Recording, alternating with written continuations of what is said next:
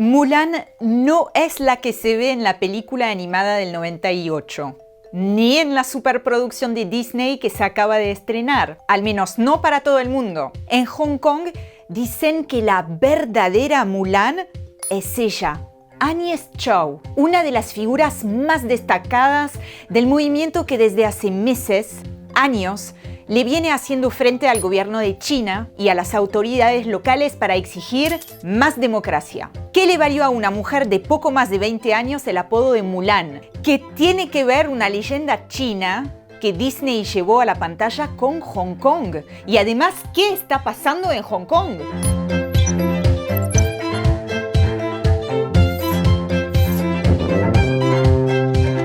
Antes de responder, veamos primero quién es Agnes Chow. Lejos de la alfombra roja de Hollywood, la joven activista fue detenida en agosto bajo la llamada Ley de Seguridad Nacional, una norma con la que el gobierno de China busca castigar los actos de secesión, subversión, terrorismo y colusión con fuerzas extranjeras. Aunque sus detractores denuncian que sirve en la realidad para acallar las voces críticas con Pekín y aplastar la disidencia. Hong Kong es un lugar singular, una ciudad de negocios, cosmopolita, bulliciosa. Además, es una antigua colonia británica que fue retrocedida a China en el 97. Se rige según el principio un país, dos sistemas. Depende de la República Popular de China, pero goza, por ejemplo, de su propio parlamento y de un poder judicial independiente. La ley básica que garantiza esa semiautonomía vencerá en 2047. No se sabe qué pasará después, pero el gobierno de Xi Jinping parece haberse adelantado a la fecha y ya va allanando el camino. Agnes Chow es de quienes no están de acuerdo con ese rumbo y no es la única, ni dentro ni fuera del territorio. Imagínense, por ejemplo, Estados Unidos. Hong Kong se ha convertido en otro de los tantos frentes de batalla. En la Guerra Fría 3.0, en la guerra comercial, en la disputa por la hegemonía que enfrenta a Washington con Pekín. Pero por hoy nos enfocaremos en Agnes Chow. La activista se forjó en la política desde la adolescencia, como muchos otros de su generación. Con 15 años ya se movilizaba contra un proyecto del gobierno chino de introducir en las escuelas de Hong Kong la materia educación moral y nacional, que destacaba las virtudes del Partido Comunista y los defectos del sistema republicano. Ahora, entre su debut en la militancia y su arresto unos días atrás, ¿qué pasó? Pasó algo muy significativo, llamado el Movimiento Pro Democracia. ¿Escucharon hablar de la Revolución de los Paraguas?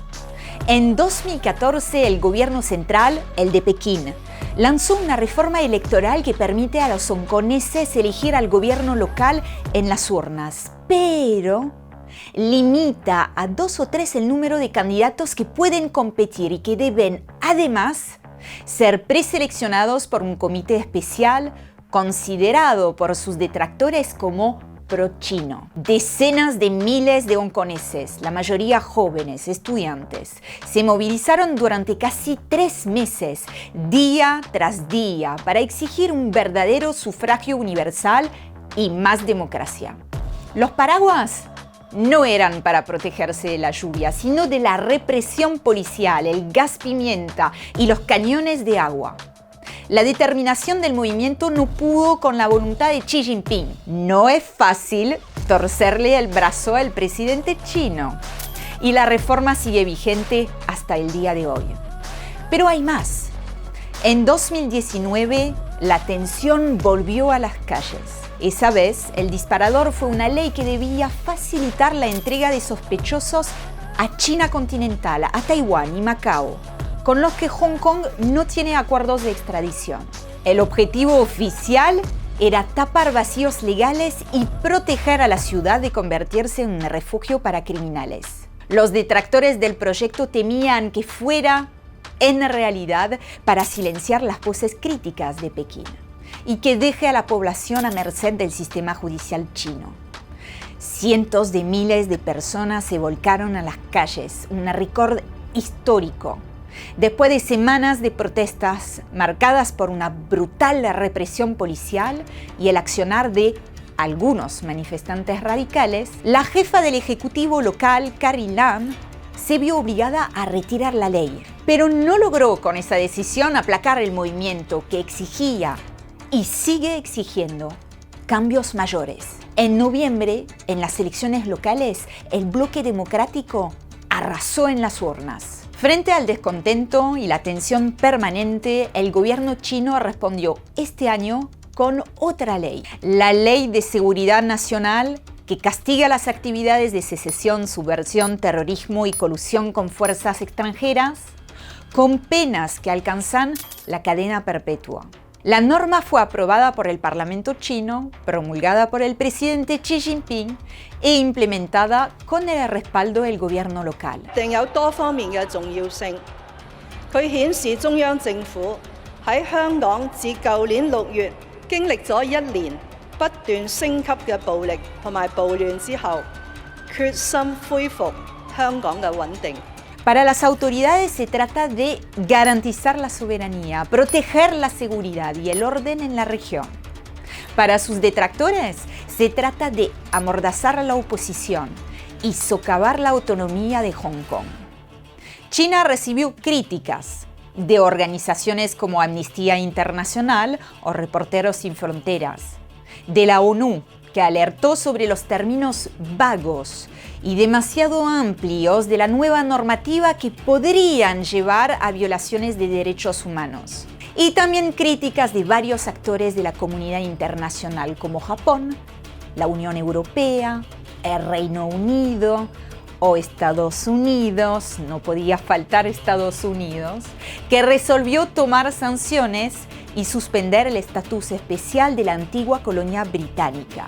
Por su parte, el gobierno de Xi Jinping advirtió que los asuntos de Hong Kong son asuntos internos de China y exhortó a los demás países a no interferir. Todo cada vez más picante. Del lado pro-democracia, las consecuencias fueron inmediatas. La implementación de la ley fue inaugurada con una serie de detenciones policiales, entre ellas la de Jimmy Lai, dueño de un diario conocido por sus posiciones críticas con Pekín y a favor del movimiento pro-democracia.